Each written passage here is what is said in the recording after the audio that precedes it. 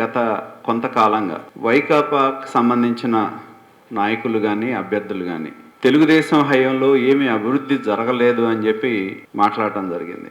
మేము ఆ రోజే చెప్పాం. ఇవాళ 2014-19లో కూడా ఎన్నికల్లో తెలుగుదేశం పార్టీ, జనసేన, బీజేపీ కలిసి కూటమిగా ఆ రోజు కూడా పోటీ చేశాం. అదేవిధంగా మళ్ళీ ఇవాళ 2024 ఎన్నికల్లో కూడా తెలుగుదేశం పార్టీ, జనసేన, బీజేపీ కూటమిగా ఎన్నికల్లో మేము పోటీ చేయటం జరుగుతూ ఉంది. 2014-19 కాలంలో ఈ నియోజకవర్గంలో వివిధ రంగాల్లో జరిగిన అభివృద్ధిని మొన్నే మనం చూసాం. ఐలాండ్ సెంటర్లో 5 సంవత్సరాల జగన్మోహన్ రెడ్డి పాలనలో ఈ నియోజకవర్గంలో జరిగిన దోపిడీ గురించి ఒక ప్రజా ఛార్జ్షీట్ ని ప్రజల ముందు ఉంచడం జరిగింది. అదే విధంగా ఇవాళ 2014-19 మధ్య ఆ రోజు తెలుగుదేశం, బీజేపీ, జనసేన ఏ విధంగా కలిసి పోటీ చేసి ఎన్నికల్లో ప్రభుత్వాన్ని ఏర్పాటు చేశామో ఆ సందర్భంలో 2014-19 మధ్య ఈ నియోజకవర్గంలో జరిగిన అభివృద్ధిని మేము మళ్ళీ ప్రజల ముందు ఉంచబోతా ఉన్నాం. ప్రజలకు ఒకసారి గుర్తు చేయదలుచుకున్నాం. దీని ద్వారా వైకాపా నాయకులు కూడా వాళ్ళు ఏదైతే పలు సందర్భాల్లో మమ్మల్ని విమర్శిస్తూ మమ్మల్ని ఛాలెంజ్ చేశారో దానికి ఈ యొక్క పొన్నూరు ప్రగతి 2014-19 మధ్య అనే దీని ద్వారా మేము సమాధానం చెప్పబోతా ఉన్నాం. మొదటగా 2014-19 కాలంలో ఈ నియోజకవర్గంలో మనం చూసాం. దాదాపు 566 కోట్లతో 56,951 మంది మహిళలకి వివిధ ప్రభుత్వ పథకాలు పసుపు కుంకుమ 1-2 కింద ప్రతి మహిళకి 20,000 రూపాయలు ఇచ్చాం. అదే విధంగా శ్రీనిధి కింద కానీ వడ్డీ లేని రుణాలు, బ్యాంక్ లింకేజ్ రుణాలు ఇవన్నీ కూడా కలుపుకొని దాదాపు 566 కోట్లు 56,951 మంది మహిళలకి నియోజకవర్గంలో మేము అందించడం జరిగింది. అలాగే ముఖ్యంగా ఇవాళ గుర్తుంచుకోవాల్సింది ఏంటంటే జగన్మోహన్ రెడ్డి మహిళల గురించి ఎక్కువ మాట్లాడుతూ ఉన్నాడు. 2014-19లో డోక్రా మహిళలకి 5 లక్షల వరకు రుణం తీసుకున్న వడ్డీ రాయితీ ఉండేది. జగన్మోహన్ రెడ్డి వచ్చిన తర్వాత ఆ రాయితీని 5 లక్షల నుంచి 3 లక్షలు తగ్గించాడు ఆయన. పావలా వడ్డీ అనేది ఈ ప్రభుత్వంలో కేవలం 3 లక్షల వరకే పరిమితమైంది. అలాగే తెలుగుదేశం ప్రభుత్వం ఉన్నప్పుడు 5 లక్షల వరకు కూడా డోక్రా గ్రూప్స్ రుణాలు తీసుకుంటే పావలా వడ్డీ రాయితీ అనేది కల్పించడం జరిగింది. కాబట్టి ఆ రోజుల్లోనే మహిళలకి వడ్డీ రాయితీ ఎక్కువ ఇవ్వటం కానీ బ్యాంక్ లింకేజ్ సౌకర్యాలు కావచ్చు, శ్రీనిధి కావచ్చు, ఇవాళ ప్రతి గ్రూప్ కి 20,000 రూపాయలు ఆ రోజు ప్రతి మహిళని ఐడెంటిఫై చేసి ప్రతి మహిళకి 20,000 రూపాయలు ఇచ్చాం. ఇవాళ జగన్మోహన్ రెడ్డి నేను మాఫీ చేస్తున్నానని చెప్పాడు. చాలా గ్రూపులకి దాని ద్వారా లబ్ధి జరగని వాళ్ళు చాలా మంది ఉన్నారు. కొన్ని గ్రూపులకి అయితే రూపాయి డబ్బులు కూడా రాలా. దానివల్ల సహాయం పొందని గ్రూప్స్ ఈ ప్రభుత్వంలో కూడా ఏదైతే జగన్మోహన్ రెడ్డి పూర్తి రాయితీ అని ప్రకటించాడో ఆ రాయితీ ద్వారా లబ్ధి పొందని గ్రూప్స్ చాలా గ్రూపులు ఉన్నాయి. కానీ ఆ రోజు డోక్రా గ్రూప్లో ఉన్న ప్రతి ఒక్క మహిళకు కూడా 20,000 రూపాయలు ఆనాటి ప్రభుత్వంలో ఇవ్వటం జరిగింది. దాని ద్వారా 566 కోట్లు వివిధ పథకాల కింద 56,951 మంది మహిళలకి వివిధ రకాలైన ప్రభుత్వ స్కీమ్స్ కింద పంపిణీ చేయడం జరిగిందని చెప్పి తెలియజేస్తా ఉన్నా. ఒక్కసారి మనం చూస్తే దాదాపు 403 కోట్ల రూపాయలతో ఇక్కడ మనం చూసాం రకరకాల రహదారుల నిర్మాణం మనం చేయటం జరిగింది. దీనిలో ముఖ్యంగా మన గ్రామాలకు వెళ్ళే రోడ్లు కూడా ఏదైతే మన కస్కరు ఉపరిపాలెం రోడ్డు కానీ అలాగే పొన్నూరు కాకుమాన్ రోడ్డు కావచ్చు, ఇటువంటి రోడ్లన్నీ కూడా మనం గుంటూరు బాపట్ల చీరాల రోడ్డు ఏదైతే ఇవాళ గుంటూరు నుంచి బాపట్ల చీరాల రోడ్డు కానీ పొన్నూరు కస్కర్ రోడ్డు కానీ ఉపరిపాలెం రోడ్డు కానీ లేదా తెలగాయపాలెం మీదుగా వెళ్ళే పెదపాలెం రోడ్డు కానీ ఇటువంటి రోడ్లన్నీ కూడా మనం 2014-19 మధ్య 403.97 కోట్లతో 142.16 కిలోమీటర్ల రహదారులు ఏదైనా రకరకాలైన రహదారులని ఆ మధ్యకాలంలో అభివృద్ధి చేయటం జరిగిందని చెప్పి నేను సభాముఖంగా ప్రజల ముందు ఉంచుతా ఉన్నానని చెప్పి కూడా తెలియజేస్తా ఉన్నాను. ఎందుకంటే ఎంతో కాలంగా రోడ్లు లేక ఇబ్బంది పడతా ఉన్న పరిస్థితులు ఇవాళ చూస్తూ ఉన్నాం. ఈ ప్రభుత్వం వచ్చిన తర్వాత రోడ్లు ఒక గుంట పడితే కూడా పూడ్చలేని పరిస్థితి మనం ఇవాళ చూస్తూ ఉన్నాం. ఆ గుంటల్లో పడి దెబ్బలు తగిలిన వాళ్ళు చాలామంది ఉన్నారు ఇవాళ. మరి అటువంటి పరిస్థితుల్లో ఆ రోజుల్లో మనం ప్రధానమైన రహదారులు ఏవైతే ఉన్నాయో ఆ రహదారులన్నీ కూడా 403 కోట్ల రూపాయలతో 142 కిలోమీటర్ల రోడ్లని ఇవాళ గుంటూరు నుండి మన చీరాల వెళ్ళే రోడ్డు ఆ రోడ్డుని మనం వెల్లలూరు దగ్గర సైడ్ వాల్స్ కట్టించి చాలా సందర్భాల్లో రోడ్డు వేసిన పాడైపోతూ ఉండేది.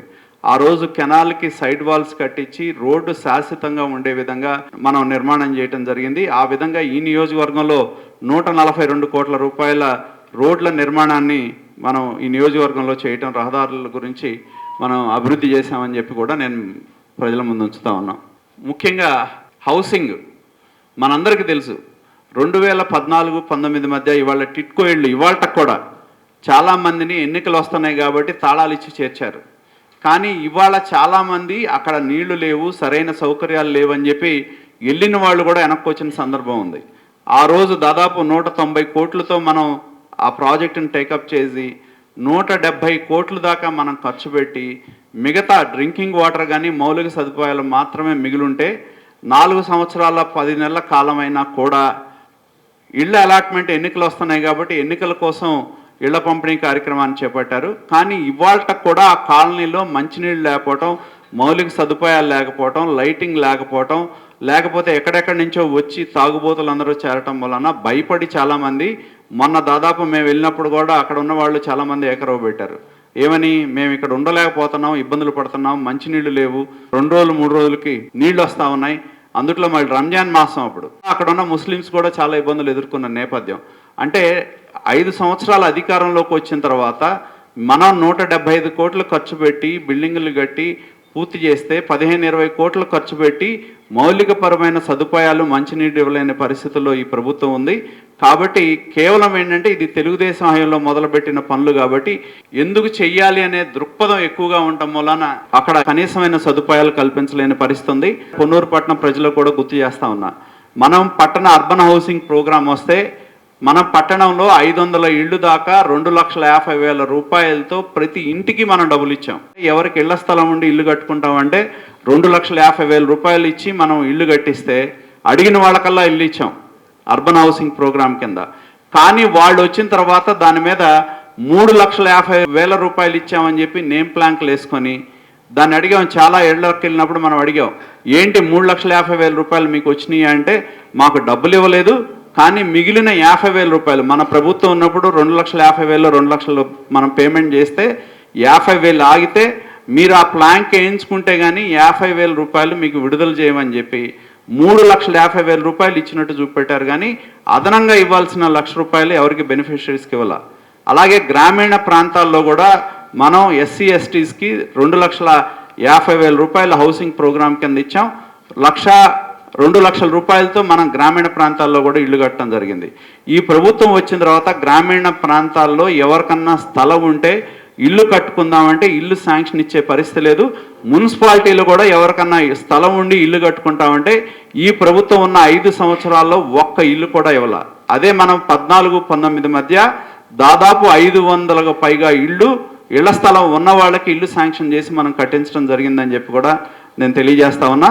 హౌసింగ్లో ఈ ప్రభుత్వం చాలా పేదల పట్ల కక్షపూరితంగా వ్యవహరించింది తప్పితే ఇవాళ ఇల్లు ఎవరన్నా మనం తిరిగినప్పుడు కూడా చాలా మంది గ్రామాల్లో కానీ టౌన్లో కానీ మనకు తెలుసు, బేస్మెంట్ వేసుకున్న వాళ్ళకి కనీసం డబ్బులు ఇచ్చే పరిస్థితి కూడా లేదు. చాలామంది వాళ్ళ చెప్పులు అరిగి తిరిగి మాకు డబ్బులు రాలేదన్నా కూడా పట్టించుకోలేని పరిస్థితిలో ప్రభుత్వం ఉంది. మన హౌసింగ్ ప్రోగ్రాం కింద ఇటు టిట్కో ఇళ్ళు కావచ్చు, వ్యక్తిగతమైన ఇళ్ల నిర్మాణం కావచ్చు, ప్రతి ఒక్కరికి కూడా గత ప్రభుత్వంలో ఇళ్ళు ఇచ్చామని చెప్పి తెలియజేస్తా ఉన్నా. తర్వాత మనకి పెన్షన్స్ ఒక్కసారి ఇక్కడ మనం ఆలోచన చేయాల్సిన అవసరం ఉంది. పెన్షన్స్ లో 2014 వరకు మనం తెలుగుదేశం ప్రభుత్వం అధికారంలోకి రాకముందు 20,000 పెన్షన్స్ ఉన్నాయి ఆ రోజు నియోజకవర్గంలో. 20,000 పెన్షన్ కి ఆ రోజు 200 రూపాయలు పెన్షన్ ఉంది. అంటే నెలకి మన నియోజకవర్గంలో 20,080 పెన్షన్లు ఉంటే 51,55,300 రూపాయలు నెలకు పంచేవాళ్ళు, 200 రూపాయల చొప్పున. అదే తెలుగుదేశం ప్రభుత్వం అధికారంలోకి వచ్చిన తర్వాత చంద్రబాబు నాయుడు గారు 200 పెన్షన్ని 2,000 చేస్తే నెలకి 6,10,00,000 రూపాయలు మనం పేదలకి ఈ నియోజకవర్గంలో పంచాం. ఆ రోజు 20,000 పెన్షన్లు ఉంటే 2019 నాటికి 30,000 మందికి మనం పెన్షన్లు ఇచ్చాం. ఆ 5 సంవత్సరాల కాలంలో 10,000 మందికి అదనంగా మనం పెన్షన్లు ఇచ్చాం. 2014లో ఆ రోజు కాంగ్రెస్ ప్రభుత్వం ఇచ్చింది 51 లక్షలు మాత్రమే. 2019 నాటికి మనం ప్రతి నెల 6 కోట్ల రూపాయలు 30,000 మంది పెన్షన్దారులకి 2,000 చొప్పున 200 పెన్షన్ని 10 రెట్లు పెంచడం జరిగింది. 2,000 రూపాయలు చేయటం జరిగింది. ఆ 2,000 రూపాయలు చేయటం వలన ప్రతి నెల 6 కోట్ల రూపాయలు మనం పేదలకి ఈ నియోజకవర్గంలో 30,000 మందికి మనం పంపిణీ చేయడం జరిగిందని చెప్పి నేను తెలియజేస్తా ఉన్నా. ఎవరైతే పెన్షన్దారులు ప్రతి ఒక్కరూ అర్హత ఉన్న ప్రతి ఒక్కరికి సాచురేషన్ మోడ్లో పార్టీలతో సంబంధం లేకుండా అర్హత ప్రాతిపదికన ప్రతి ఒక్కరికి కూడా ఈ నియోజకవర్గంలో పెన్షన్ ఇవ్వడం జరిగిందని చెప్పి కూడా నేను తెలియజేస్తా ఉన్నా. అదే వైకాపా ప్రభుత్వం అధికారంలోకి వచ్చిన తర్వాత మనందరికీ తెలుసు కరెంటు బిల్లు 300 యూనిట్లు దాటిందనో, అలాగే మీకున్న సెంటున్నరలో పైన పేదవాడు ఎవడన్నా 2వ ఫ్లోర్ వేసుకుంటే మీ ఫ్లోర్లు 2వ ఫ్లోర్ వేసుకున్నామని చెప్పు, తాత తండ్రులు ఇచ్చిన స్థలం 1000 గజాలు ఉందనో, ఇట్లా చాలా కారణాలతో ఈ నియోజకవర్గంలో 7000 పెన్షన్లు తీస్తారు. 1 కాదు 2 కాదు, 7000 పెన్షన్లు ఇవాళ మేము ఛాలెంజ్ చేస్తా ఉన్నాం. మీరు అధికారంలో ఉన్నారు, మేము దిగే నాటికి 30,000 పెన్షన్లు ఉన్నాయి. మేము 5 సంవత్సరాల కాలంలో 10,000 పెన్షన్లు అదనంగా ఇచ్చాం. గతంలో మొన్నే వైకాపా నాయకులు మేము విమర్శించినప్పుడు ఒక ప్రెస్ రిలీజ్ ఇచ్చారు, ఏమని 33,000 మంది పెన్షన్లు ఇస్తున్నామని చెప్పి. అంటే మనం ఇచ్చిన 30,000 మందిలో 7,000 పెన్షన్లు తీసేసి ఆ తీసేసిన పెన్షన్లకు స్థానంలో కొత్త పెన్షన్లు ఇచ్చి అదనంగా ఈ 5 సంవత్సరాల కాలంలో ఈ నియోజకవర్గంలో ఇచ్చిన పెన్షన్లు కొత్తగా ఇచ్చింది 3,000 నుంచి 4,000 మాత్రమే అనేది తెలియజేస్తా ఉన్నా. పెన్షన్లు తీసేయటం ఏంటి, అర్హత ఉన్నాళ్ళు వాళ్ళందరూ కూడా. మరి చాలామంది మేము పెన్షన్ల మీద కూడా మున్సిపాలిటీలో పెద్ద యుద్ధం చేశాం. కొన్ని వార్డుల్లో అయితే కొన్ని అడ్డగోలుగా పెన్షన్లు తీశారు. మా దృష్టికి వచ్చినాయే మున్సిపాలిటీలో 200 పెన్షన్లు వివిధ వార్డుల్లో తీసేయటం జరిగింది. కొన్ని వార్డుల్లో ముఖ్యంగా ముస్లిమ్స్ వార్డుల్లో 25వ వార్డు కానీ 27 కానీ 29 కానీ ఈ వార్డుల్లో రకరకాల కారణాలతో పెన్షన్లు తీశారు. మరి మాకు అర్థం కానిది ఒకటే, పేదలకి ప్రభుత్వ పథకాలు అందించే దానిలో నిబంధనలు ఏంటి? కరెంటు 300 యూనిట్లు దాటకూడదనో మేము వార్డులో తిరిగినప్పుడు కూడా చెప్తున్నారు. పైన పేదాళ్ళు ఇంకో ఫ్లోర్ పిల్లలు ఉంటారు, పైన ఒక ఫ్లోర్ వేసుకుంటే సెంటున్నర స్థలంలో వాళ్ళ పెన్షన్ తీస్తారు. అలాగే ఎప్పుడు లేని గత ప్రభుత్వంలో మనం ఒంటరి మహిళలకు పెన్షన్లు ఇచ్చాం, అంటే భర్త వదిలేసిన వాళ్ళకి. కానీ ఈ ప్రభుత్వం వచ్చిన తర్వాత చాలామంది ఒంటరి మహిళల పెన్షన్లు తీసేయటం జరిగింది. మేము తెలియజేసేది ఒకటే, సంక్షేమం అంటే ఇలా ఉండాలి. సంక్షేమం అంటే 20,000 పెన్షన్లు 30,000 అయినాయి, నెలకి 55 లక్షలు ఇచ్చేది పేదాళ్ళకి నెలకి 6 కోట్లు ఇచ్చాం తెలుగుదేశం ప్రభుత్వంలో. జగన్మోహన్ రెడ్డి 2,000 3,000 చేస్తామని చెప్పి పెద్ద అక్షరాలతో చేసి మొన్న ఎన్నికలు వస్తున్నాయని చెప్పి దాన్ని 3,000 చేయడం జరిగింది విడతల వారీగా. కాబట్టి సంక్షేమం అనేది తెలుగుదేశం ప్రభుత్వ హయాంలోనే పేద ప్రజలకి స్పష్టంగా ప్రతి ఒక్కరికి అర్హత ఉన్న వాళ్ళకి ఎవరికి కూడా కులాల పేరు మీదో మతాల పేరు మీదో పార్టీల పేరు మీదో తీయకుండా ప్రతి ఒక్కరికి కూడా ఆ రోజు పెన్షన్స్ ఇచ్చాం. ప్రతి పేదవాడికి పెన్షన్ ఇవ్వటం జరిగింది. దాని ద్వారా నెలకి 6 కోట్ల రూపాయలు ఇవ్వటం జరిగింది. 30,000 మంది 154 మంది నిరుపేదలకి మరి దాన్ని బట్టి లెక్కేసుకోండి, ప్రతి నెల 6 కోట్లు అంటే మరి 5 సంవత్సరాలు లెక్కేసుకుంటే 72 సంవత్సరానికి 5 సంవత్సరాలు వేసుకుంటే దాదాపు 3,500 కోట్ల రూపాయలు మనం పెన్షన్స్ రూపేణే పేదవాళ్ళకు పంచాం. కాబట్టి ఇది సంక్షేమం అంటే. జగన్మోహన్ రెడ్డిదంతా ఆంక్షల పేరుతో మరి బూటకపు సంక్షేమం తప్పితే దానిలో నిజంగా పేదవాళ్ళకి లబ్ధి పొందే పరిస్థితి లేదనేది కూడా మనం ఇవాళ చూస్తా ఉన్నాం. అలాగే మనం చూసాం వ్యవసాయ పరంగా దాదాపు 160 కోట్ల రూపాయలు వివిధ పథకాల కింద రైతుల యొక్క యాంత్రికీకరణ కానివ్వండి, వీటన్నిటి పేరు మీద తెలుగుదేశం మనం అధికారంలో ఉన్నప్పుడు అడిగినాటికల్లా మనం తైవాన్ స్పైర్లు కానీ రోటావేటర్లు కానీ ఆయిల్ ఇంజిన్లు కానీ అడిగినాళ్ళకల్లా ఇచ్చాం మనం. ఇవాళ అసలు అది యాంత్రికీకరణ కింద ఒక్కళ్ళకు కూడా తైవాన్ స్పైర్లో రోటావేటర్లో రైతులకు కావాల్సిన ఒక్క పథకం కూడా ఇవ్వలేదు ఈ ప్రభుత్వం వచ్చిన తర్వాత 5 సంవత్సరాల కాలంలో. అదే విధంగా మనం ఒక్కసారి గుర్తుంచుకోవాల్సిన అవసరం ఉంది. తెలుగుదేశం ప్రభుత్వం అధికారంలో ఉన్నప్పుడు మిర్చి రేటు పడిపోతే ప్రభుత్వం క్వింటాకింతని చెప్పి అదనంగా ధర నిర్ణయం చేయటం జరిగింది. అలాగే మన దగ్గర మొక్కజొన్న కూడా ధర లేదంటే క్వింటాల్కి మనం ధర 200 రూపాయలు ఎంతో నిర్ణయించి రైతుల అకౌంట్లో మనం డబ్బులు వేసాం ధరలు పడిపోయినప్పుడు. కానీ ఈ ప్రభుత్వం వచ్చిన తర్వాత ఈ 5 సంవత్సరాల కాలంలో రైతులు ఏ విధంగా నష్టపోయారో మనందరికీ తెలుసు. మనం ధాన్యం పండిస్తే అమ్ముకునే దిక్కు లేదు, కొనేవాళ్ళు లేడు. ఆర్బీకేల పేరుతో దోపిడీ జరిగింది తప్పితే రైతుకి ఆర్బీకేల ద్వారా న్యాయం జరగలేదనేది మనందరికీ తెలుసు.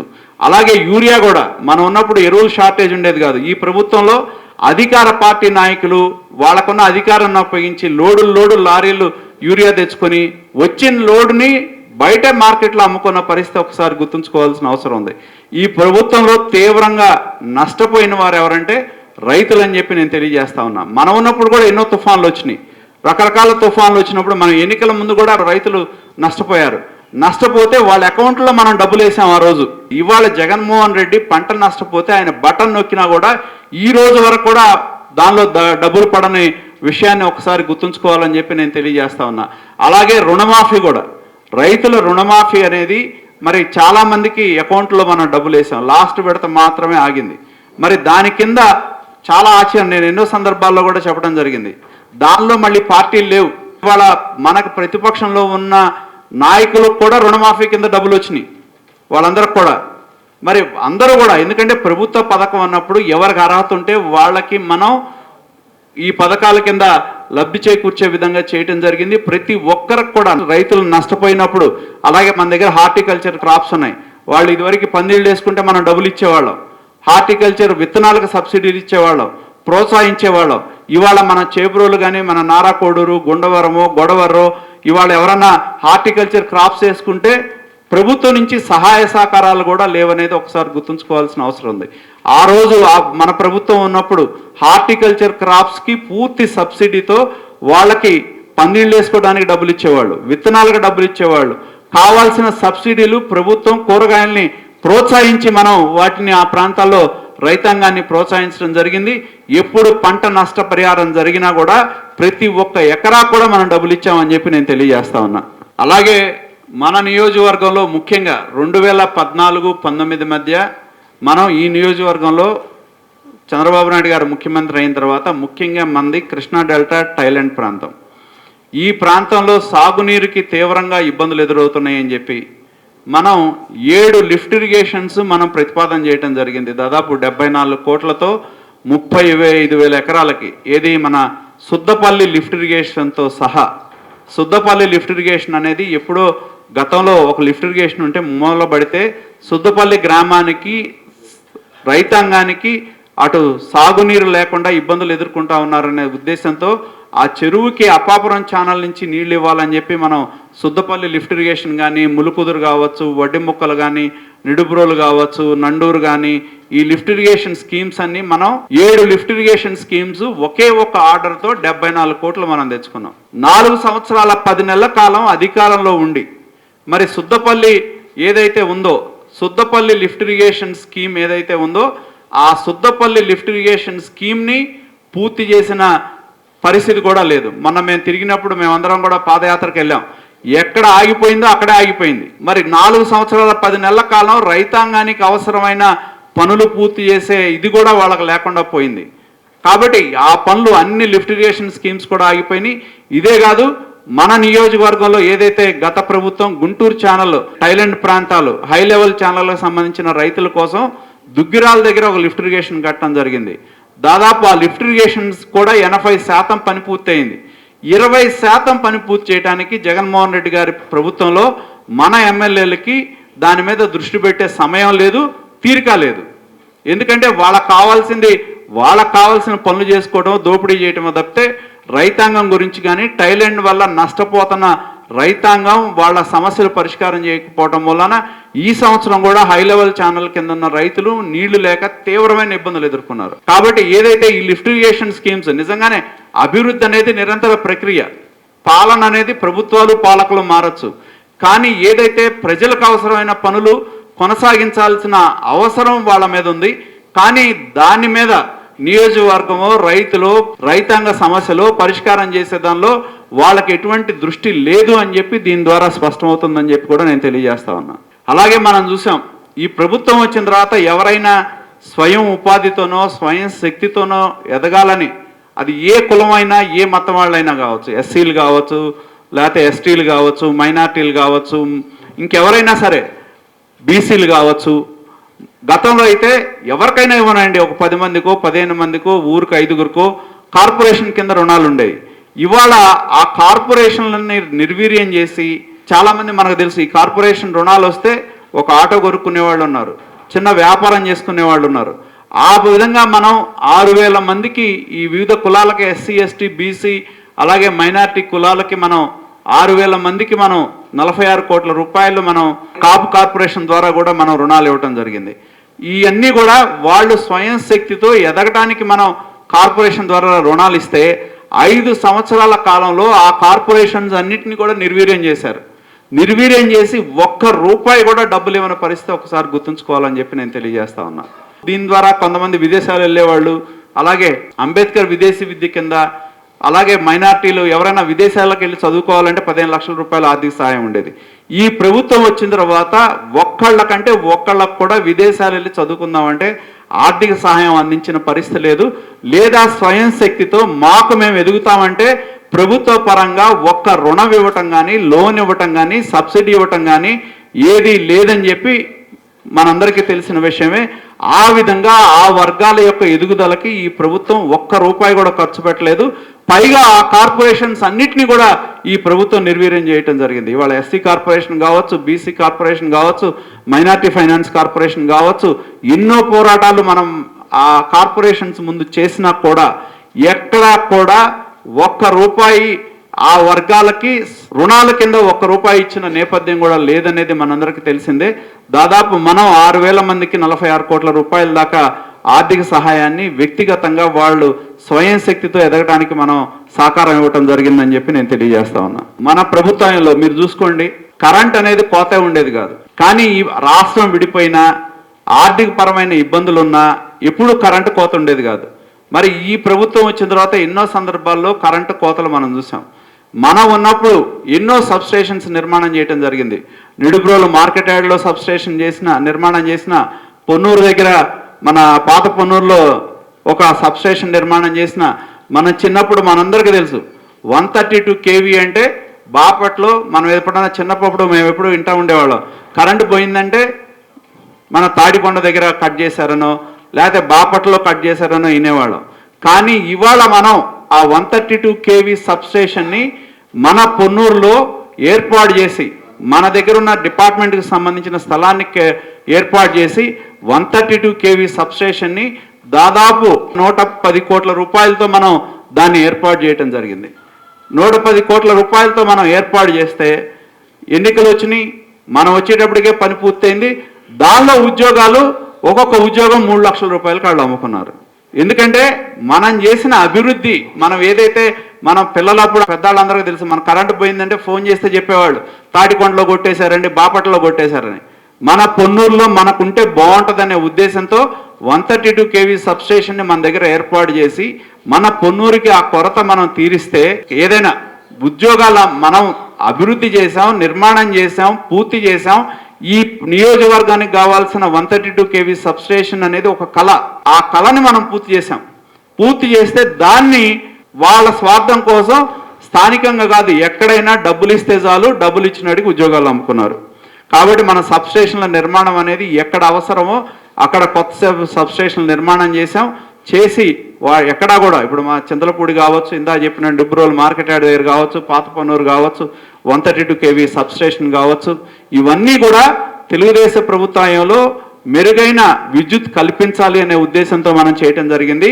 ఆ రోజు 2014-19 మధ్య ఒక్క రూపాయి కూడా విద్యుత్ ఛార్జీలు పెంచల. కానీ 2019-24 మధ్య మన నియోజకవర్గంలో మన అందరి మీద 30 కోట్ల రూపాయల విద్యుత్ భారం ఈ ప్రభుత్వం వచ్చిన తర్వాత, జగన్మోహన్ రెడ్డి వచ్చిన తర్వాత పడిందనేది ఒక్కసారి గుర్తుంచుకోవాలని చెప్పి తెలియజేస్తా ఉన్నా. మనం ఒక్క పైసా కూడా విద్యుత్ ఛార్జీ పెంచలా. కానీ జగన్మోహన్ రెడ్డి వచ్చిన తర్వాత 7 సార్లు విద్యుత్ ఛార్జీలు పెంచి 30 కోట్ల రూపాయల భారం మనందరి మీద వేశారు. మొన్న ఎవరో చెప్తా ఉన్నారు, ఈ సంవత్సరం ఎవరికన్నా అడిషనల్ లోడ్ ఉందని చెప్పి ఒకళ్ళకి 10,000, 12,000 డిమాండ్లు కూడా నోటీసులు వచ్చినాయి అని చెప్పి. కాబట్టి ఆ విధంగా భారం వేశారు. కానీ మనం ఇవి నిర్మాణం చేస్తే దీనిలో ఉన్న ఉద్యోగాలు అమ్ముకున్నారు. అదేవిధంగా ముఖ్యమంత్రి సహాయ నిధి కింద దాదాపు 2,248 మందికి 17.25 కోట్ల రూపాయలు మనం వాళ్ళకైన ఖర్చులో మనం వాళ్ళకున్న ప్రభుత్వానికి దానివల్ల మొత్తం ఇచ్చామని మనం చెప్పం. కానీ చాలా మంది మన దగ్గరకు వచ్చిన ప్రతి ఒక్కరికి కూడా ముఖ్యమంత్రి సహాయ నిధి కింద చాలా మందికి మనం 2,248 మందికి 17.25 కోట్ల రూపాయలు వాళ్ళకి ముఖ్యమంత్రి సహాయ నిధి ద్వారా చాలా మందికి ఎవరైతే వైద్యం మీద ఎక్కువ ఖర్చు పెట్టుకున్న వాళ్ళు ఎవరైతే ఉన్నారో అటువంటి వాళ్ళకి మనం ఈ కార్యక్రమం కింద సహాయం చేయటం జరిగింది. దీన్ని అంతా కూడా మనం అడిగిన వాళ్ళకి మన దృష్టికి వచ్చిన ప్రతి ఒక్కరికి కూడా అందజేసే ప్రయత్నం మనం చేశామని చెప్పి కూడా నేను తెలియజేస్తా ఉన్నా. అలాగే చంద్రన్న బీమా, దాదాపు చంద్రన్న బీమా కింద మనందరికీ తెలుసు ఎవరు చనిపోయినా, మనిషి చనిపోతే వాళ్ళ దగ్గరకు వచ్చి ప్రభుత్వం తరపున 5,000 రూపాయలు మట్టి ఖర్చుల కోసం డబ్బులు ఇచ్చేవాళ్ళు. కానీ ఇవాళ కుటుంబంలో మన ఆప్తున్నో, కుటుంబం వాళ్ళ మీద ఆధారపడి ఉంటే వాళ్ళని ఇవాళ పలకరించేవాళ్ళు లేడు, ఆర్థిక సహాయం చేసే పరిస్థితి లేదు ఈ ప్రభుత్వం వచ్చిన తర్వాత. చంద్రన్న బీమా కింద మనం దాదాపు 1,329 మందికి 14.63 కోట్లతో మనం వాళ్ళందరికీ కూడా, ఎందుకంటే 45 సంవత్సరాల లోపు వాళ్ళకి 2 లక్షలు ఇచ్చేవాళ్ళు, యాక్సిడెంటల్గా చనిపోతే 5 లక్షల రూపాయలు ఇచ్చేవాళ్ళు. చంద్రన్న బీమా ప్రవేశపెట్టినప్పుడు నాకు బాగా గుర్తు, వేజండ్ల గ్రామంలో ఒక వ్యక్తి బావిలో పడితే, బహదూర్ అనే ఆయన, ఇంకో కుర్రాడు, ముస్లింలు ఇద్దరు, ఒకతను పడితే ఆయన బావిలో దిగటం అలవాడు, బహదూర్ అనే అతను కూడా దిగాడు. కానీ పడిన అతను చనిపోయాడు, దిగి కాపాడదాం అనుకునేవాళ్ళు చనిపోయారు. వాళ్ళిద్దరికీ ఆ రోజు ఈ నియోజకవర్గంలో చంద్రన్న బీమా ద్వారా ఈ పథకం ప్రారంభంలో మొదటి చెక్కులు ఇచ్చింది వాళ్ళకే, ఇద్దరికి, 2 కుటుంబాలకి 5 లక్షల చొప్పున. వాళ్ళు ఎవరన్నా యాక్సిడెంటల్గా చనిపోతే 1 రూపాయి ఇచ్చే పరిస్థితి ప్రభుత్వంలో లేదు. దానిలో మళ్ళీ చెప్తారు కుటుంబంలో ఒక వ్యక్తికే, అంటే వీళ్ళ కోసం మనుషులు చనిపోవాలనే పరిస్థితి ఉంది. ఆ రోజు అలా కాదు, కుటుంబంలో అందరికీ వర్తింపజేసేది. ఎవరు చనిపోతే వాళ్ళకి ఇచ్చేవాళ్ళు. 45 సంవత్సరాల లోపు ఉన్న వాళ్ళకి 2 లక్షలు ఇచ్చేవాళ్ళు. యాక్సిడెంటల్గా చనిపోతే, ఎక్కడైనా చనిపోనివ్వండి, ఎక్కడైనా వేరే ఊరిలో చనిపోయినా కూడా అన్నీ తీసుకొచ్చి ఇక్కడ అప్లై చేస్తే వాళ్ళకి ఆర్థిక సహాయం అందించిన నేపథ్యం ఉంది. ఆ విధంగా 1,329 కుటుంబాలకి దాదాపు 15 కోట్ల రూపాయలతో మనం ఆ కుటుంబాలని ఆదుకున్న పరిస్థితి అని చెప్పి కూడా నేను తెలియజేస్తా ఉన్నా. అలాగే ఈ నియోజకవర్గంలో ప్రధానంగా హాస్పిటల్ నిర్మాణం అనేది కూడా మన హయాంలోనే జరిగింది. పొన్నూరు గవర్నమెంట్ హాస్పిటల్ మనమే నిర్మాణం చేశాం. అక్కడే కళ్ళను పరీక్ష చేయడానికి కూడా మనం ఏర్పాటు చేయడం జరిగింది. చేబ్రోలు పిహెచ్సిని మనమే నిర్మాణం చేయడం జరిగింది. ఆ దాతలతో మాట్లాడి వెనకాల స్థలం కావాలని తీసుకొని మనం నిర్మాణం చేయడం జరిగింది. కాబట్టి హాస్పిటల్ని ఆధునీకరించి మెరుగైన వైద్యం మనం కలిగించే విధంగా మనం ఉన్నప్పుడు ఆరోగ్య కేంద్రాలు కానీ, హాస్పిటల్ల పునర్నిర్మాణం కానీ ప్రభుత్వ పరంగా నిర్మాణం చేసి హాస్పిటల్ నిర్మాణాన్ని కూడా మనం అందజేయటం ద్వారా పేదలకి మనం వాటిని అందజేసే విధంగా, వైద్యాన్ని అందజేసే విధంగా చేశాం. మన పొన్నూరు హాస్పిటల్లో అర్బన్ హెల్త్ సెంటర్ కూడా మన హయాంలోనే ప్రారంభించడం జరిగింది. అలాగే గవర్నమెంట్ హాస్పిటల్లో కళ్ళు చూపెట్టుకోవటం, వాళ్ళ కళ్ళజోళ్ళు ఇవ్వటం అనే కార్యక్రమాన్ని కూడా మనమే మొదలుపెట్టి గవర్నమెంట్ హాస్పిటల్లో ఆ రోజు మనం ఏర్పాటు చేస్తే ఇవాళ ఒక్క మిషన్ కూడా, ఎక్స్రేలు కానీ అవన్నీ కూడా పాడైపోయి సరైన ఇది లేక ఇదివరకు అన్ని టెస్టులు చేసేవాళ్ళు గవర్నమెంట్ హాస్పిటల్కి వెళ్తే, ఇవాళ అక్కడ టెస్టులు కూడా చేయలేని పరిస్థితి ఉందని చెప్పి కూడా నేను తెలియజేస్తా ఉన్నా. చంద్రన్న కానుక, దీని కింద మనం దాదాపు 2014-19 కాలంలో 249 మందికి 1.27 కోట్ల రూపాయలతో 50,000 చొప్పున ఎవరు పెళ్లి చేసుకుంటే వాళ్ళకి మనం ఆర్థిక సహాయాన్ని అందించడం జరిగింది. ఇవాళ జగన్మోహన్ రెడ్డి గారు వచ్చిన తర్వాత ఒక్కళ్ళకు కూడా ఈ పథకం కింద లబ్ధి పొందిన పరిస్థితి లేదు. ముఖ్యంగా మన మైనారిటీలు మనం చూసుకున్నా కూడా దుల్హన్ పథకం కింద చాలామంది ఈ 3 ఏళ్లలో ఎంతోమంది పెళ్లిళ్ళు చేసుకున్న వాళ్ళు ఉన్నారు. ఒక్కళ్ళకు కూడా ఒక్క సహాయం అందించిన పరిస్థితి కూడా లేదని చెప్పి నేను తెలియజేస్తా ఉన్నా. ఇవాళ ఆయన మళ్ళీ 3.5 ఏళ్ల తర్వాత ఒక పెద్ద ఎత్తున అడ్వర్టైజ్మెంట్ ఇచ్చి నేను 1,00,000 రూపాయలు ఇస్తా, ఇద్దరు 10వ తరగతి చదవాలి, 10వ తరగతి చదివితేనే నేను ఇస్తానని చెప్పి చెప్పడం అనేది అర్థం లేదు. ఎందుకంటే చదువుకి ప్రభుత్వ పథకాలకి సంబంధం లేదు. కానీ అదేమంటే ఆయన నేనేదో చదువును ప్రోత్సహిస్తాననే మాటతో అవసరమైన వాళ్ళకి ఎవరికైతే సహాయం చెయ్యాలో వాళ్ళకి ఈ నిబంధనల మూలాన లబ్ధి చేకూర్చలేదనేది మన కళ్ళ ముందు ఉన్న వాస్తవం. కాబట్టి ఈ ప్రభుత్వంలో ఎవరికి కూడా ఈ పథకం కింద రాలేదు. మనం ఉన్నప్పుడు దాదాపు మనం కళ్యాణ మిత్రులని మండలానికి ఒకళ్ళని పెట్టేవాళ్ళం. మున్సిపాలిటీలో కానీ ప్రతి మండలంలో ఒక కళ్యాణ మిత్ర ఉండేవాళ్ళు. వాళ్ళు ఎవరైతే పెళ్లిళ్ళు చేసుకుంటారో ఆ పథకాల కింద ఆ వర్గాలకి వాళ్ళ దగ్గరికి వెళ్ళి రిజిస్టర్ చేయించి వాళ్ళకి రావాల్సిన డబ్బులు ఇచ్చే విధంగా చేయడం జరిగింది. ఈ ప్రభుత్వం వచ్చిన తర్వాత ఆ కళ్యాణ మిత్రులను కూడా తీసేశారు. ఎవరికి కూడా పథకాలు అనేవి ఈ ప్రభుత్వంలో పేరుకు మాత్రమే, కానీ నిజంగా ఆ పథకాల వల్ల లబ్ధి పొందిన వాళ్ళు ఈ రాష్ట్రంలో కానీ మన నియోజకవర్గంలో కానీ నామం మాత్రమే అనేది గుర్తుంచుకోవాలని చెప్పి తెలియజేస్తా ఉన్నా. మనం ఉన్నప్పుడు చాలా గ్రామాలకి మంచినీటి స్కీమ్స్ కోసం నిర్మాణం చేయడం జరిగింది. చాలా గ్రామాల్లో ఎక్కడా కూడా మంచినీటి సమస్య లేకుండా వాటర్ స్కీమ్స్ మనం శాంక్షన్ చేయటం కానీ, ఆ శాంక్షన్ మనం చూసుకుంటే వెంకటకృష్ణాపురం ఉప్పలపాడు వాటర్ స్కీము మనం ఉన్నప్పుడు 2,79 లక్షలతో శాంక్షన్ చేస్తే 90% పని పూర్తయింది. ఒక 10% కార్పొరేషన్తో కలపాలి. అది మనం ఆ రోజు మున్సిపల్ మినిస్టర్ నారాయణ గారు ఉంటే రిపోర్ట్ రాయించి వాటర్ అవైలబిలిటీ రిపోర్ట్ తీసుకొని కార్పొరేషన్ నుంచి కూడా రిజల్యూషన్ చేయించాం. నీళ్లు ఇవ్వటానికి. కానీ 4 సంవత్సరాల 10 నెలలు అయినా కూడా ఇవాళకు కూడా దానికి సరైన కనెక్షన్ ఇవ్వకపోవడం వలన తీవ్రమైన నీటిని ఇబ్బంది ఎదుర్కొంటా ఉన్న పరిస్థితి మనం చూస్తూ ఉన్నాం. అలాగే ఇవాళ మేజర్ గ్రామాల్లో, ఎందుకంటే మొన్న ఎన్నికలు వస్తున్నాయి కాబట్టి హడావుడిగా ఏదో మోటార్లు వేసి కనెక్ట్ చేశారు. ఇవాళ కూడా ఆ గ్రామాల్లో కేవలం ఎన్నికల కోసమే ప్రారంభోత్సవం తప్పితే ఆ యొక్క గ్రామాలని పరిస్థితుల్ని దృష్టిలో పెట్టుకొని, అవసరాలను దృష్టిలో పెట్టుకొని ఎక్కడా కూడా శాశ్వతమైన పరిష్కారం చేయలేదనేది మనకు స్పష్టంగా తెలుస్తూ ఉంది. అలాగే ప్రధానమైన గ్రామాలు మనం చూసుకున్నా, చేబ్రోలు వెళ్తే చాలు ఏ మూలకెళ్ళినా ఒకటే చెప్తారు, మంచినీటి సమస్య అని చెప్పి. మీరు మన పట్టణంలో వెళ్ళండి, నిడుబ్రోలు కానీ కొన్ని గ్రామాలకు వెళ్తే, నిడుబ్రోల్లో కూడా అసలు ఇవాళ వాటర్ ట్యాంక్ పక్కనే ఉన్న నిడుబ్రోల్లో చాలా ప్రాంతాల్లో, ముఖ్యంగా దళితవాడకి వెళ్ళాం, కొన్ని బజార్లకి రోజుల తరబడి నీళ్ళు రావు. చాలా గ్రామాలు మన నియోజకవర్గంలో జనాభా ఎక్కువ ఉన్న గ్రామాలు, తాగునీరు లేక ప్రజలు తీవ్రమైన ఇబ్బంది ఎదుర్కొంటున్న పరిస్థితి మనం చూస్తూ ఉన్నాం. మరి ఆ రోజు మనం ప్రతి గ్రామంలో కూడా వాటర్ స్కీమ్ని మనం ఏర్పాటు చేస్తే, ఆ వాటర్ స్కీములు ప్రారంభోత్సవం అయితే కొన్ని గ్రామాల్లో మనం చూసాం. ఓఎస్ఆర్లు నిర్మాణం చేస్తే నిర్మాణం పూర్తయింది, కానీ వాటి ద్వారా నీళ్ళు ఇవ్వని గ్రామాలు చాలా ఉన్నాయి మన దగ్గర. అంటే దానికి కావాల్సిన పైప్ లైన్లు అనుసంధానం చేయటం కానీ, పైప్ లైన్ల నిర్మాణం కానీ చేయకపోవడం మూలన మన ఓఎస్ఆర్లు మనం కట్టినా కూడా అవి నిరర్ధక ఆస్తులుగా మిగిలిపోయినాయి అనేది మన కళ్ళ ముందు ఉన్న వాస్తవం అని చెప్పి కూడా నేను తెలియజేస్తా ఉన్నా. అలాగే ఇవాళ మనం చూస్తూ ఉన్నాం, నిరుద్యోగం అనేది చాలా ఎక్కువ ఎక్కడ ఉందంటే ఆంధ్రప్రదేశ్ రాష్ట్రంలో ఈ ప్రభుత్వం వచ్చిన తర్వాత. మన ప్రభుత్వం ఉన్నప్పుడు నిరుద్యోగ యువతకి మరి భృతి కింద 2,000 రూపాయలు ఇచ్చేవాళ్ళు.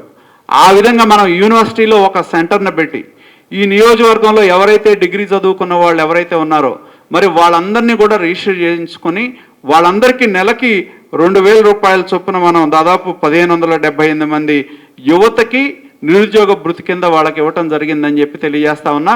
మరి ఇవాళ ఈ ప్రభుత్వం వచ్చిన తర్వాత ఉపాధి లేదు, ఉద్యోగం లేదు, పరిశ్రమలు లేవు, ఉన్న పరిశ్రమలు మన ప్రాంతం నుంచి వెళ్ళిపోవడం వలన చాలా నిరుద్యోగం అనేది చాలా ఎక్కువగా ఉంది. అదేవిధంగా దానివల్ల ఉపాధి లేక గ్రామంలో మరి దేశంలోనే అత్యధికమైన నిరుద్యోగం ఉన్న రాష్ట్రం ఏది అంటే 27 నుంచి 28% నిరుద్యోగం ఉంది మన రాష్ట్రంలో. చదువుకున్న యువకులు చాలామంది డిగ్రీలు చదువుకున్న వాళ్ళు, వాళ్ళకు ఉద్యోగాలు లేక ఉపాధి లేక మరి వాళ్ళ ఏ విధంగా గంజాయి కానీ విచ్చలవిడితనం, ఎందుకంటే డబ్బులు ఈజీగా వస్తాయి కాబట్టి చదువుకున్న యువకులు కూడా గంజాయి వైపు మరలిపోయి, నిన్న మొన్న మనం చూసాం మన పొన్నూరు దగ్గర కొంతమంది మైనర్లు కూడా గంజాయి రవాణాలో భాగస్వాములు అయ్యే పరిస్థితి వచ్చిందంటే ఏ విధమైన పరిస్థితుల్లో మన నియోజకవర్గం మన రాష్ట్రం ఉందో, యువత ఏ విధంగా ఉద్యోగం ఉపాధి లేక పెడదారిన పడతా ఉన్నారో ఇవి కళ్ళ ముందున్న కనపడుతున్న సజీవ దృశ్యాలని చెప్పి కూడా నేను తెలియజేస్తా ఉన్నా. అలాగే ఇక్కడున్న మన చాలా మంది నాయకులు తెలుసు, పొన్నూరు డిపోని మరి ఆ రోజు కాంగ్రెస్ ప్రభుత్వం ఉన్నప్పుడు దాన్ని మూసివేయటం జరిగింది. చాలామంది మనం దాని మీద ఆందోళన చేశాం. పొన్నూరు డిపో, ఎందుకంటే పొన్నూరు ఎంటర్ అవ్వగానే ఉండేది డిపో, అది మనకి పొన్నూరు పట్టణానికి తల లాంటిది. డిపో లేకపోతే మనిషి ఉన్నా తల లేనట్టు అని భావించి ఎన్నో పోరాటాలు మనం చేసాం. దాని మీద మన మీద ఎన్నో కేసులు పెట్టారు. ఆ రోజున్న ఆర్ఎంలు వాళ్ళందరూ కూడా ఆనాడు ప్రభుత్వంలో ఉన్న పెద్దల మాటిని మనం చిన్న దిష్టి బొమ్మ తగలేసినా, చిన్న ఆందోళన చేసినా రకరకాలైన కేసులు మన మీద పెట్టడం జరిగింది. 2014లో తెలుగుదేశం ప్రభుత్వం రాగానే ప్రమాణ స్వీకారం చేయకముందే మనం ఆర్టీసీ డిపోని మనం ప్రజలకు ఇచ్చిన హామీని తిరిగి ప్రారంభించడం జరిగిందని చెప్పి కూడా నేను తెలియజేస్తా ఉన్నా. ఆ రోజు మనం ప్రజలకు మాట ఇచ్చాం, మన ప్రభుత్వం వస్తే డిపోను ఓపెన్ చేయిస్తామని. ఆ విధంగా మనం తిరిగి 2014లో మూసేసిన డిపోని ఇక్కడి నుంచి బాపట్లకు తరలిన బస్సులు, మిగతా చోట్లకి వెళ్ళిన బస్సులను మళ్ళీ పొన్నూరు డిపోని ఓపెన్ చేయించి మనం 2014లోనే చంద్రబాబు నాయుడు గారు ముఖ్యమంత్రిగా ప్రమాణ స్వీకారం చేయక ముందే మన డిపోని మనం ప్రారంభించుకోవడం జరిగిందని చెప్పి కూడా సగర్వంగా తెలియజేస్తా ఉన్నాం. ముఖ్యంగా మనం దాదాపు ఏ గ్రామం వెళ్ళినా మనందరికీ తెలుసు, మన గ్రామాల్లో అభివృద్ధి అనేది జరిగిందంటే తెలుగుదేశం ప్రభుత్వంలోనే జరిగింది. దాదాపు ప్రతి గ్రామంలో సిమెంట్ల రోడ్ల నిర్మాణం, దాదాపు 125 కోట్ల రోడ్ల నిర్మాణం మనం చేయటం జరిగింది. అదేవిధంగా 16 కోట్ల రూపాయలతో 16 కిలోమీటర్ల అంతర్గత సిమెంట్ రోడ్లు 46 కోట్ల విలువతో మనం చేసాం. అదేవిధంగా మొత్తం మనం 70 కోట్ల రూపాయలతో 125 కిలోమీటర్ల అంతర్గతమైన సిమెంట్ రోడ్లని మన గ్రామాల్లో 5 సంవత్సరాల కాలంతో మనం చేయటం జరిగింది. అలాగే గ్రామాలు కలిసే రోడ్లు ఏవైతే ఉన్నాయో ఇప్పుడు మన మన్నవ, కస్కరు కావచ్చు, వలసమాలపల్లి కానీ, గోళమూడి కానీ, జూపూడి వెళ్ళే రోడ్డు, వడ్డిముక్కలు వెళ్ళే రోడ్డు, నంబూరు వెళ్ళే రోడ్డు, గోళముడి మీదుగా ఉప్పలపాడు నుంచి నంబూరు వెళ్ళే రోడ్లు కానీ దాదాపు ఈ రోడ్లన్నీ కూడా 90 కిలోమీటర్లు 46 కోట్ల రూపాయల విలువతో మనం పూర్తి చేయడం జరిగిందని చెప్పి కూడా నేను తెలియజేస్తా ఉన్నా. అలాగే మన శ్మశాన వాటికలు దాదాపు ప్రతి ఎస్సీ ఎస్టీ బీసీ ఏవైతే ఉన్నాయో మొత్తం మనం 166 శ్మశానాలకి 16.48 కోట్ల రూపాయలతో మనం వీటిని పూర్తి చేయడం జరిగిందని చెప్పి కూడా నేను తెలియజేస్తా ఉన్నా. అదేవిధంగా మనం నియోజకవర్గంలో మనం బీసీ కమ్యూనిటీ హాల్స్ దాదాపు మనం 36 బీసీ కమ్యూనిటీ హాల్స్ మరి అచ్చెన్నాయుడు గారు మంత్రిగా ఉన్నప్పుడు ఒక్కొక్కటి 10 లక్షల రూపాయల చొప్పున 3,60,00,000 రూపాయలతో మనం వాటిని అనుమతులు తెచ్చుకోవడం జరిగింది. అవి కూడా మొదలుపెట్టిన అన్నీ కూడా పేమెంట్స్ రాకపోవడం వలన చాలా వరకు అవన్నీ కూడా గ్రామాల్లో సిమెంట్ రోడ్లు కావచ్చు, లేకపోతే గ్రామాలకు వెళ్ళే రోడ్లు ఏవైతే ఉన్నాయో ఆ రోడ్ల నిర్మాణం కానీ ఇవాళ మనం చూసాం. మొన్న మేము అందరం కూడా కలిసి ఎంపీ గారు వచ్చినప్పుడు ఉప్పలపాడు నుంచి గోళమూడి మీదుగా వెళ్ళే రోడ్డు చూసాం ఏ విధంగా గోతులు పడినాయో. అదేవిధంగా మన దగ్గర అనమర్లపూడి నుంచి తంగెళ్ళమూడి మీదుగా వచ్చే మన కొలకలూరు రోడ్డుకి తెనాలి రోడ్డు కలిసే రోడ్డు కూడా ఆ విధంగా సిమెంటు మన గ్రావెల్ లారీలు ఎక్కువగా వెళ్ళటం వలన గ్రామాలకు వెళ్ళే రోడ్డు వీరనాయకులపాలెం దగ్గర రోడ్డు కావచ్చు, మన తంగెళ్ళమూడి మీదుగా వెళ్ళే రోడ్డు కావచ్చు, అదేవిధంగా గోళమూడి మీదుగా వెళ్ళే రోడ్డు కావచ్చు, మన వడ్లమూడి నుంచి చేపురోలు వచ్చేది పెద్ద పెద్ద గుంటలు పడతాం. కానీ ఇవన్నీ కూడా చాలా రోడ్లు గతంలో మనం ఉన్నప్పుడు ఏవైతే రోడ్ల నిర్మాణాన్ని మనం చేశామో ఆ రోడ్లన్నీ కూడా వీళ్ళ యొక్క దోపిడీ వల్ల ఆ రోడ్లన్నీ కూడా చెడిపోయి ప్రజలు తిరగలేని పరిస్థితి ఉన్నాయి అని చెప్పి కూడా నేను తెలియజేస్తా ఉన్నా. ఏ రంగానికి ఎంత ఖర్చు పెట్టామనేది కూడా స్పష్టంగా దీని మీద తెలియజేయడం జరుగుతుందని చెప్పి కూడా తెలియజేస్తా ఉన్నా. మాట్లాడితే చాలు అభివృద్ధి ఏం జరిగింది అని చెప్తున్నారు. 25 ఏళ్ళు ఉన్నారు ఏం చేశారు అని చెప్పి. అయ్యా మేము చేసిన 5 ఏళ్లలో అభివృద్ధి ఏంటి అనేది కళ్ళకు కట్టినట్టు మేము ముందుంచాం. మీరు గ్రామాల్లో సిమెంట్ రోడ్లు కావచ్చు, గ్రామాలకు వెళ్ళే రోడ్లు కావచ్చు, ఆర్ఎన్బి రోడ్లు కావచ్చు, అలాగే మేము వివిధ పథకాల కింద తీసుకున్న శాంక్షన్స్ ఒకసారి గుర్తుంచుకోవాలి. మన వడ్లమూడి దగ్గర మన బీసీ రెసిడెన్షియల్ జూనియర్ కాలేజ్ ఒకటి రెసిడెన్షియల్ కళాశాల శాంక్షన్ తెచ్చాం. ప్రభుత్వం మారంగానే అది ఆగిపోయింది. అదేవిధంగా ఇవన్నీ కూడా ప్రతి పథకం కూడా మనం తీసుకొచ్చినవన్నీ 5 సంవత్సరాల కాలంలో ఒక్క రోడ్డు ఇలా సిమెంట్ రోడ్డు ఇలా. అలాగే ఇవాళ ఏదైతే ఉప్పలపాడు మీదుగా వచ్చే రోడ్డు మన వెంకటకృష్ణాపురం మీదుగా వేసిన రోడ్డు ఏదైతే ఉందో ఆ రోడ్డు ప్రతిపాదన కూడా గతంలో మనం ఉన్నప్పుడే నాబార్డు కింద పంపించాం. ఆ ఒక్క రోడ్డే కొంతమేరకు వేసి ఆపారు. ఇంకా వీళ్ళు వచ్చిన తర్వాత వేసిన రోడ్లు లేవు, గ్రామాల్లో రోడ్లు లేవు, చేసిన అభివృద్ధి లేదు, దోపిడీ మాత్రం అడ్డగోలుగా ఈ నియోజకవర్గంలో చేశారు. అలాగే మేము కళ్ళకు కట్టినట్టు మేము ఇచ్చిన స్కీమ్స్ కానీ ఏదైతే 5 సంవత్సరాల కాలంలో ఎంతోమంది వివిధ ప్రభుత్వ పథకాల ద్వారా ఎన్ని కుటుంబాలకు వాళ్ళకి సహాయం చేశామనేది ప్రజల ముందు ఉంచుతా ఉన్నామని చెప్పి కూడా నేను తెలియజేస్తా ఉన్నా. కాబట్టి ఇవాళ బూటకపు మాటలతో అసత్యదూరమైన ఆరోపణలు చేయటం కాదు, కళ్ళ ముందు తెలుగుదేశం ప్రభుత్వంలో రేపు ప్రతి గ్రామంలో కూడా ఏం అభివృద్ధి చేశామనేది స్పష్టంగా మేము ప్రతి గ్రామంలో కూడా ఫ్లెక్సీ చేస్తాం. ఏం జరిగింది ఆ గ్రామంలో, ఏ అభివృద్ధి కార్యక్రమాలు చేశాం, ఏమేం పనుల కింద ఆ కుటుంబాలకు ఆ గ్రామంలో ఎంత సహాయం అందించడం జరిగిందనేది అభివృద్ధి మీద ఎక్కడైనా దేనికైనా ఎప్పుడైనా మాట్లాడటానికి సిద్ధం అని చెప్పి కూడా నేను తెలియజేస్తా ఉన్నా. కాబట్టి మేము చేసిన అభివృద్ధిని పొన్నూరు నియోజకవర్గ ప్రజల ముందు మేము ఉంచడం జరిగింది. అలాగే మైనార్టీ సోదరులకు కూడా రంజాన్ తోఫా దుల్హన్ మైనార్టీ కార్పొరేషన్ కింద కానీ దుకాన్ మకాన్ కింద కానీ దాదాపు 35 కోట్ల రూపాయలు ఈ నియోజకవర్గంలో మనం ఆర్థిక సహాయాన్ని అందించడం జరిగింది. అలాగే గుంటూరు ఛానల్ ఆధునీకరణ అనేది చాలా ప్రధానమైంది. గుంటూరు ఛానల్ ఆధునీకరణ కింద 320 కోట్ల రూపాయలు మనం శాంక్షన్స్ తెచ్చి టెండర్లు పిలిపించాం. టెండర్లు పిలిపిస్తే మంచిది, ప్రభుత్వం వచ్చింది, ఓకే మీకు టెండర్లు ఇవ్వటం ఇష్టం లేదు, మార్చుకుంటే మాకు అభ్యంతరం లేదు. కానీ 5 సంవత్సరాల కాలంలో ఆధునీకరణ కింద వాళ్ళకు కావాల్సిన మనిషికి కాంట్రాక్ట్ ఇచ్చినా కూడా చిన్నమెత్తు పని కూడా చేయలా. దానివల్ల గుంటూరు ఛానల్ మీద గుంటూరు ప్రాంతంలో ఉన్న పట్టణంలో తాగునీటి అవసరాలతో పాటు మన నియోజకవర్గంలో గుంటూరు ఛానల్ కింద దాదాపు 35,000 నుంచి 40,000 ఎకరాల ఆయకట్టు ఉంది. నీళ్లు రాక దాని మీద ఆధారపడి మన గ్రామాలు కూడా ఉన్నాయి తాగునీటి కోసం. మరి ఆధునీకరణని అడక్కెక్కించారు. నిజంగానే మీకు ఈ నియోజకవర్గం మీద శ్రద్ధ ఉంటే మరి ఏదైతే అభివృద్ధి అనేది పాలకులు మారుతూ ఉంటారు, కానీ అభివృద్ధి అనేది ఒక నిరంతర ప్రక్రియ. ప్రభుత్వాలు గతంలో ఎప్పుడైనా సరే అభివృద్ధి అనేది అందరికీ సంబంధించింది కాబట్టి అభివృద్ధి పనులు కొనసాగించేవాళ్ళు. కానీ ఈ ప్రభుత్వం, వైకాపా ప్రభుత్వం, జగన్మోహన్ రెడ్డి ముఖ్యమంత్రి అయిన దగ్గర నుండి జరుగుతున్న అభివృద్ధిని ఆపేసి, జరుగుతున్న పథకాలను ఆపేసి, వాటిని మధ్యలో చేయటం వలన అవన్నీ కూడా నిరర్ధక ఆస్తులుగా మారిన పరిస్థితి ఒకసారి గుర్తు చేస్తా ఉన్నా. మొన్నే మనం కంట్రోలర్ ఆడిటర్ జనరల్ రిపోర్ట్లో మనం ఏ అయితే నాబార్డు కింద ఇచ్చిన 7 లిఫ్ట్ ఇరిగేషన్ స్కీమ్స్ నుంచి ప్రత్యేకించి మెన్షన్ చేశారు. నాబార్డు కింద రుణం ఇస్తే వాటిని పూర్తి చేయలేక దానివల్ల అవి నిరర్ధక ఆస్తులుగా మిగిలినాయి అని చెప్పి స్పష్టం చేయడం జరిగిందని చెప్పి కూడా నేను తెలియజేస్తా ఉన్నా. కాబట్టి అభివృద్ధి అంటే ప్రజలకు కావాల్సిన అభివృద్ధి చేయాలి, నాయకులు కోరుకున్న అభివృద్ధి కాదు, వాళ్ళు దోచుకోవడానికి అభివృద్ధి కాదు. ఇవాళ ఒక రోడ్డు వేయకుండా, ఒక అంతర్గతమైన రోడ్డు వేయకుండా, ఒక సిమెంట్ రోడ్డు కట్టకుండా, లేదా ప్రభుత్వ పథకాలన్నీ కూడా ఎత్తేసి దోపిడీ కోసమే వాళ్ళు పదవులు ఉంచుకున్నారు తప్పితే నియోజకవర్గ అభివృద్ధి మీద ఇప్పుడున్న నేను చెప్పిన దాని ప్రకారం అన్ని పథకాలు కూడా, గతంలో మొదలుపెట్టిన పథకాలన్నీ కూడా ఆపేయటం జరిగింది. రైతాంగానికి సంబంధించినవి కానీ, ఏ కులమైనా, ఏ మతమైనా, ఎవరికి సంబంధించిందైనా సరే వాళ్ళకి ఆ పథకాల ద్వారా లబ్ధి జరుగుద్దంటే వాటన్నిటిని కూడా మరి జగన్మోహన్ రెడ్డి గారు అటకెక్కించడం, ఆ వర్గాలకి ఈ ప్రభుత్వంలో తీరని అన్యాయం జరిగిందనేది మాట వాస్తవం. కాబట్టి తెలుగుదేశం ప్రభుత్వంలో ఏదైతే మేము చేసిన అభివృద్ధి ఉందో ఆ అభివృద్ధిని మళ్ళీ మేము 2019లో చెప్పాం, మేము ఈ అభివృద్ధిని చేశాం, దయచేసి మాకు ఓటేయమని.